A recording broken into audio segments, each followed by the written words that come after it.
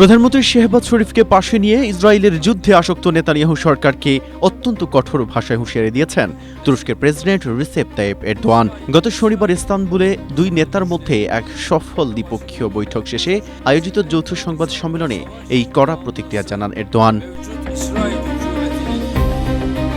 TRT world এর এক প্রতিবেদনে বলা হয়েছে, পাকিস্তানের মধ্যস্থতায় সম্প্রতি যুক্তরাষ্ট্র ও ইরানের মধ্যে স্বাক্ষরিত ঐতিহাসিক ইসলামাবাদ সমঝোতা স্মারক ভেস্তে দেওয়ার জন্য ইসরায়েলের তীব্র চেষ্টা চলছে বলে অভিযোগ করেছেন তুর্কি প্রেসিডেন্ট। তিনি হুঁশিয়ারি দিয়ে বলেন, ইসরায়েলকে আবারও এই অঞ্চলকে বারুদ আর রক্তের গন্ধে ভরিয়ে দেওয়ার কোনো সুযোগ দেওয়া যাবে না।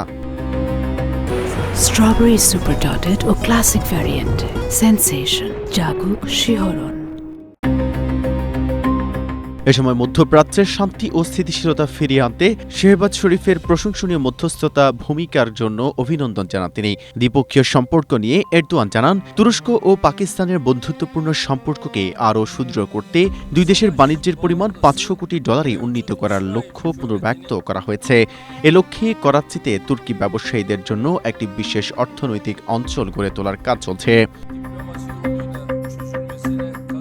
এছাড়াও দুই দেশ প্রতিরক্ষা শিল্প, জ্বালানি, পরিবহন এবং তথ্য প্রযুক্তি খাতে পারস্পরিক সহযোগিতা আরও গভীর করার অঙ্গীকার করেছে। গাজায় ইসরায়েলি হামলা এবং লেবানন ও সিরিয়ায় নতুন করে সামরিক উত্তেজনা বৃদ্ধির নিন্দা জানিয়ে এরদোয়ান বলেন, ফিলিস্তিনে দীর্ঘমেয়াদী শান্তি শৃঙ্খলা বজায় রাখতে তুরস্ক ও পাকিস্তান সবসময় ভ্রাতৃপ্রতিম রাষ্ট্র হিসেবে একে অপরের পাশে থাকবে। মেহেদী হাসান, এশিয়া পোস্ট।